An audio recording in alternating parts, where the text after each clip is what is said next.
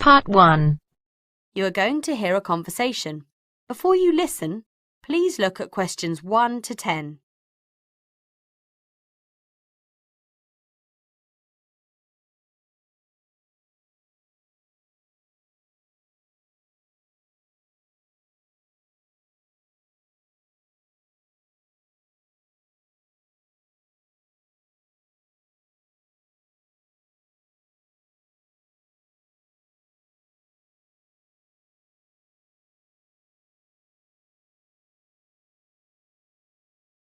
Now listen to the conversation and answer questions 1 to 10.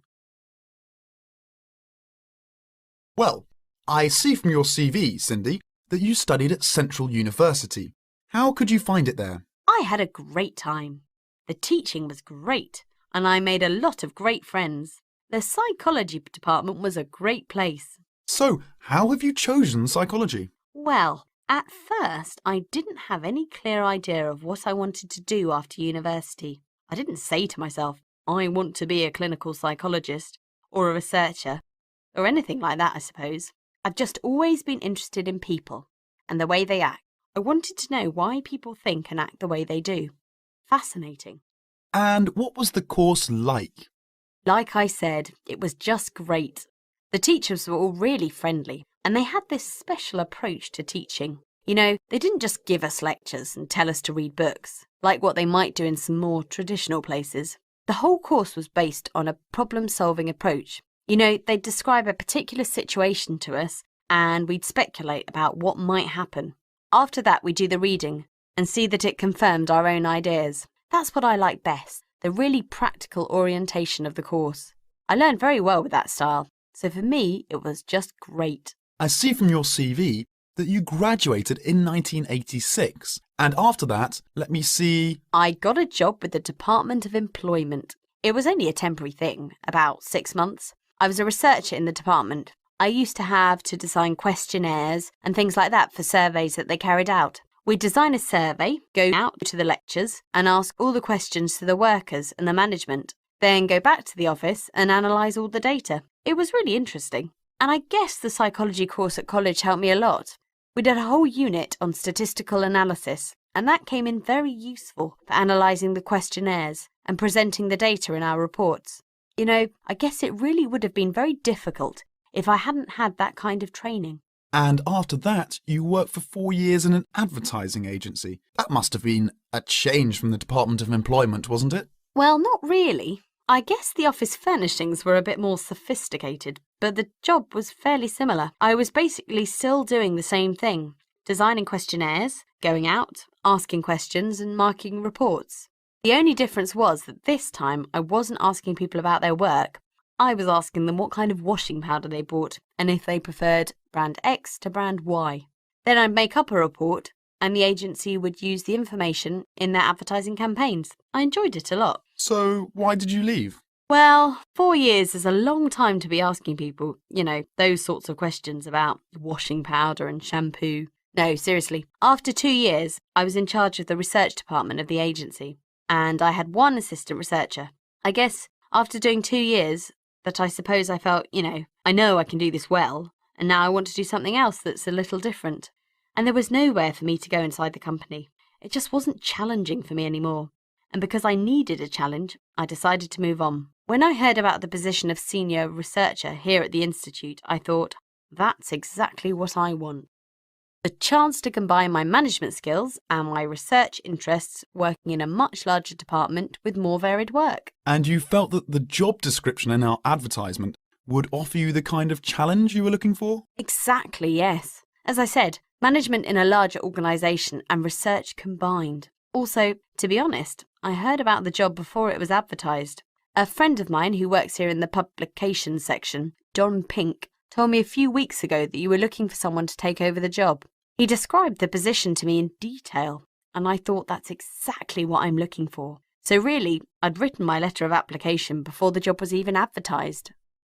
Before you listen to the rest of the conversation, you have 30 seconds to read questions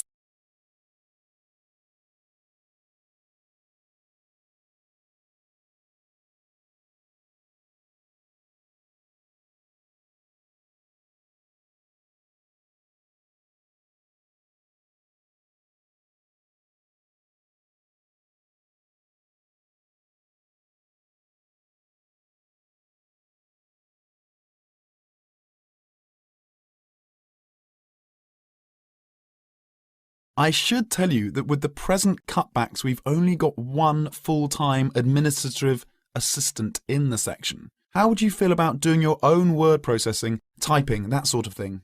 Oh, I'm used to that. I've done all my own word processing for ages. It's the only way to write, really, isn't it? I can type well, about 60 words a minute. I did a secretarial course after I left school, so I learned typing and shorthand, and then a few years later, I bought a PC, and I taught myself how to do word processing too.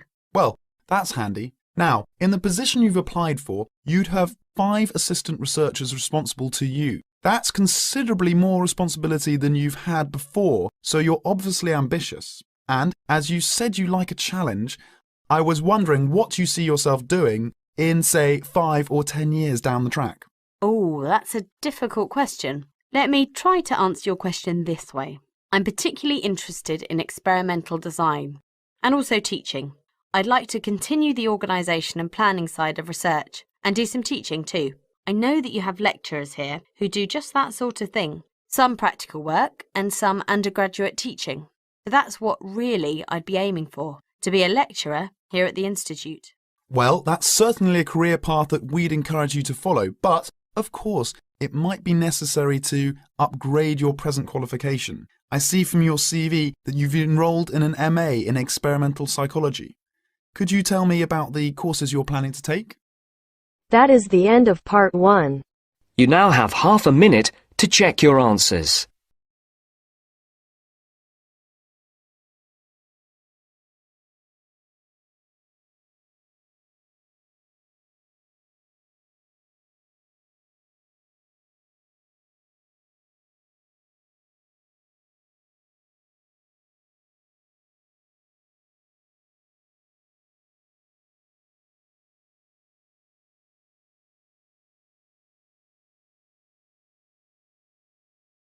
Now turns to part 2. Part 2. You are going to hear a lecture. Before you listen, please look at questions 11 to 20.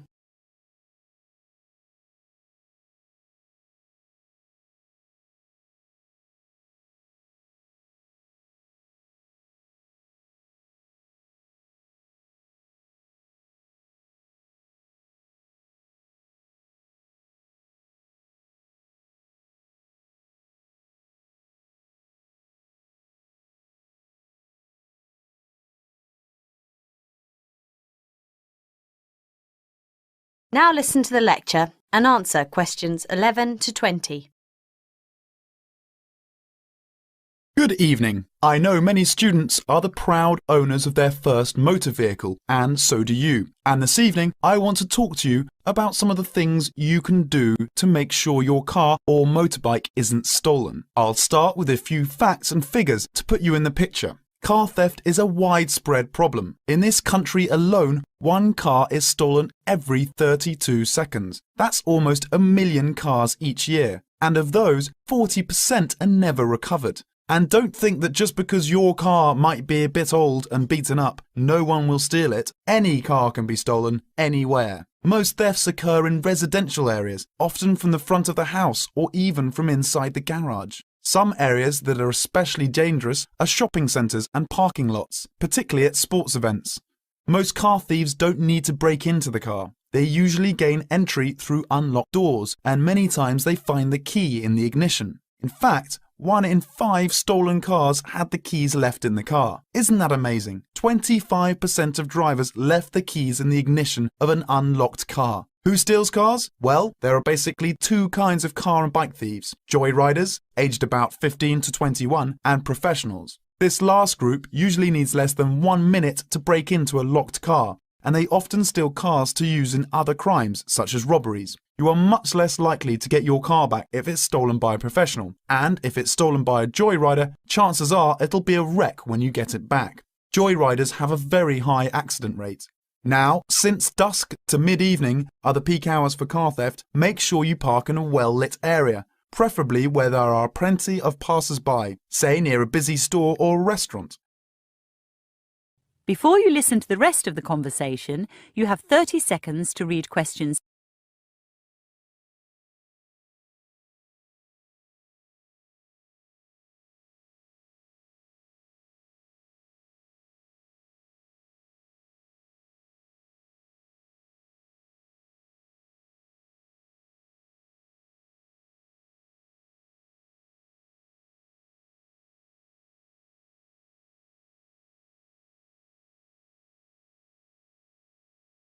What can you do to make sure your car isn't stolen?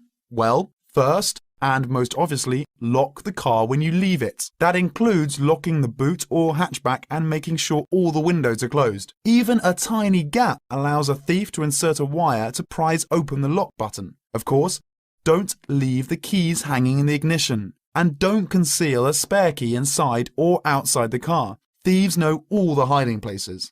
If your car breaks down, lock up before you go for help. And even if you can't start the car, a thief may be able to. Avoid leaving your keys with a garage or parking lot attendant. Choose the place you park yourself. Keep your driver's license and registration in your wallet or purse, not in the glove compartment of your car. You should also have a record of your car's vital statistics both in your wallet and somewhere at home. This can help with recovery in case of theft. And finally, it's a good idea to install some kind of safety device. There is a range available, from alarm systems that set off a buzzer or siren if an attempt is made to tamper with the car in any way, to fuel shut-off systems and time delay ignition systems. Displaying a warning sticker will also help deter would-be thieves. They don't want to waste time on trying to steal a protected car. So, help us put car thieves out of business by using common sense, always locking your car, installing anti-thief devices, and cooperating with the police by reporting any attempt at theft. That is the end of part 2. You now have half a minute to check your answers.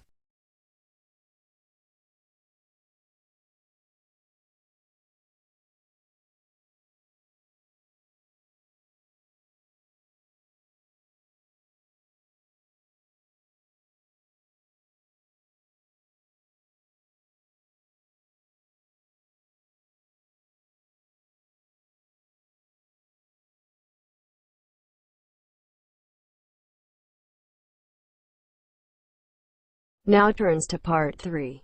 Part 3. You are going to hear a conversation. Before you listen, please look at questions 21 to 30.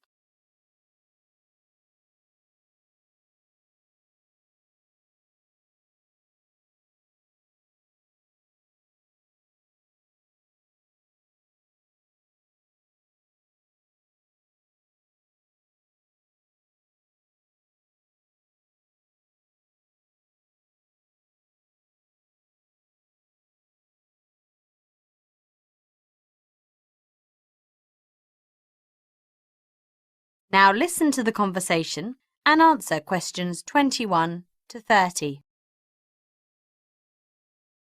Jenny and Kevin, now, I asked you to look at the case study on the marketing of JTL Foodstuffs Company as part of your exam assessment.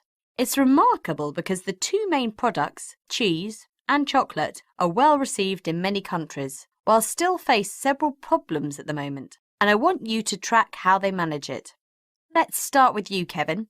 Having read through the case study on cheese, please just summarise what problems JTL had to take on board. Well, of course, what first came to my attention was that the main consuming countries are Italy and Germany, and JTL has a large market share in these two countries. But at present, the sales status still differs. The sales volume in Italy goes up with 13% increase rate annually, while in Germany keeps even. This is something that had many causes.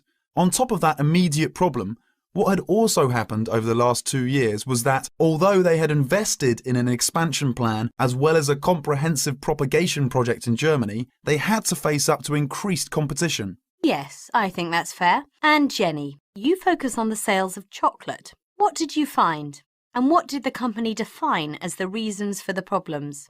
Well, I think they've hit on the same things. In Italy, their chocolate has a loyal group of consumers, and the sales go up for 12% annually. However, in Germany, it is not so optimistic, and it has fallen 4.5% since last year. Through the investigation, I found that the marketing strategies are quite different in these two countries. In Italy, they choose to locate the stores on the nearer children's school. That is location competition. But in Germany, they just put the product on the second cheapest brand. That is price competition.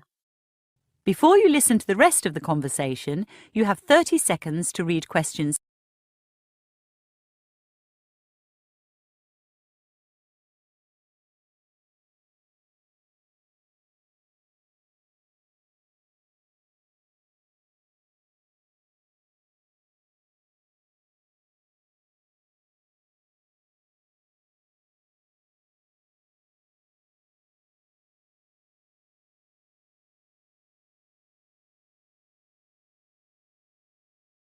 At the same time, their longer-term problems, which were affecting their market share, were eventually credited to poor training in Germany. Many staff haven't received formal training before entering the store, and having looked at the details in their last report, I think that's right. So, on to the larger issues then. Kevin, what do you think the company will do? Well, obviously they have the choice of accepting the very favourable terms that another company, KMG, a local food company, has offered them to buy the sole dealership. That may mean giving up part of their management or even changing a new brand. Well, you mustn't always assume that mask threats require dramatic solutions. Sometimes there's a simple fix, such as changing the guy at the top. But a more probable approach, and one which I think would have more chance of success, would be to alter how they're running things, the management layers and the processes. So in your analysis, try to think of all the options. Jenny? I agree. When I was talking to the marketing manager, he said to me that he thought the company had got a great management ideal, but they haven't put it into practice, and that could cost a lot to put right. Ah, well. In fact, what I want you two to do is to go away when we've finished our discussion today and write a report. We've looked in general at the marketing of JTL both in Italy and Germany over the last few sessions, and I want you to take JTL as an example and suggest some ways in which they might overcome their problems, and outline the reasons why you think as you do, but try and keep it intrinsic to the company rather than drag in other examples. Is that okay, Kevin? Yes, I think I can do that. Personally, I've got great hopes for it. I think it will recover. According to my survey, I found that the quality of product itself was dominant factor affecting the consumption in Germany. In my opinion, they should guarantee the supply of cleaning products. Meantime, change the colour of package, which can in turn arouse consumers' appetite.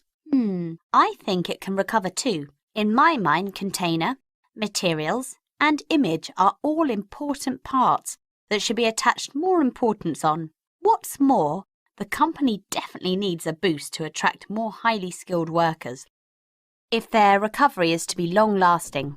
What do you think, Kevin? Absolutely. The advertising propagation they did in Germany was quite inadequate, and they should carry out a comprehensive plan for the extension of advertisement. I agree with both of you about the advertising extension. That's where they could do with some innovation to get sales kick-started. Anyway, let's see what you can. The end of part 3. You now have half a minute to check your answers.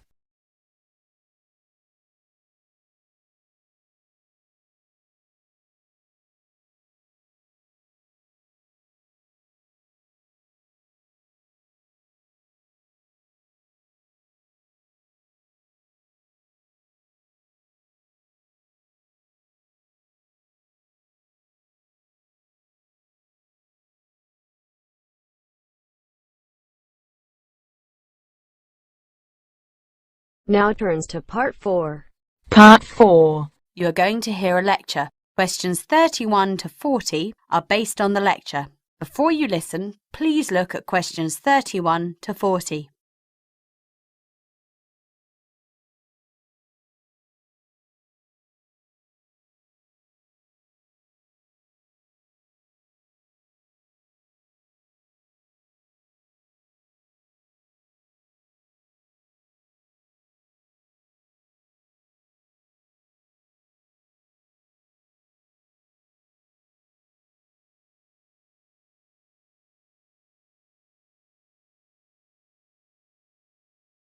Now listen to the lecture and answer questions 31 to 40.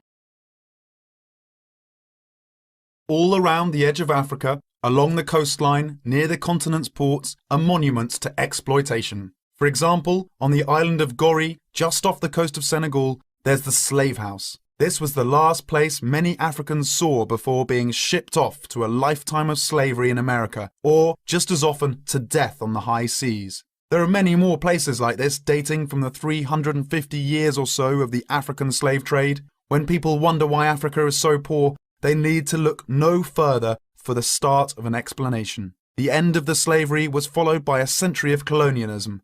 Some people argue that colonialism brought limited development, railways and schools and so on. The system was principally designed to turn Africa into a vast plantation and mining site for the profit of outsiders. Of course, Some Africans gained from this period. Chiefs who sold their enemies to the European or Arab slavers, for example, and coastal people who creamed a little off the colonial trade which flowed through their land. But on the whole, for almost half a millennium, the general rule was systematic exploitation. This must, surely, be the basic reason why Africa is poor. You could add that the climate is punishing, that tropical diseases are rife, and that today's independent African rulers are far from perfect. All true, but these factors, powerful in recent decades, seem marginal when set against to the pattern that was set for centuries. The solution has been aid, emergency aid, development aid, agricultural aid, economic advices. Billions of dollars is worth of it. The problem with this solution is that, patently, it hasn't worked. On the whole, Africa has got poorer. The failure hasn't really been the idea of real aid, but the misuse of that term. Clearly, if, in the famous phrase, you teach a man to fish, you're probably helping him. But most aid hasn't been like that. Most of it has been top-down aid, and money that's given to African governments does the political bidding of the aid givers. A good proportion of it has been creamed off by the recipient government's officials, and another large chunk of it paid back to the so-called donors in consultancy fees, salaries, cars, houses and servants for aid officials, debt repayments and the purchasing of arms. And yet, to say aid hasn't worked in the past is not the same thing as saying aid can't work. On the great scale of things, aid, or more precisely the type of aid that's generally been given in the past few decades, hasn't worked. But a little of the right sort of aid, carefully directed and monitored, would be a lifeline for them. For example, if a few $1,000s is spent on a borehole, which is a lifeline to the precious water deep underground, those farmers who live on the plantation may receive great enhancement of their life quality. That is the end of part 4. You now have half a minute to check your answers.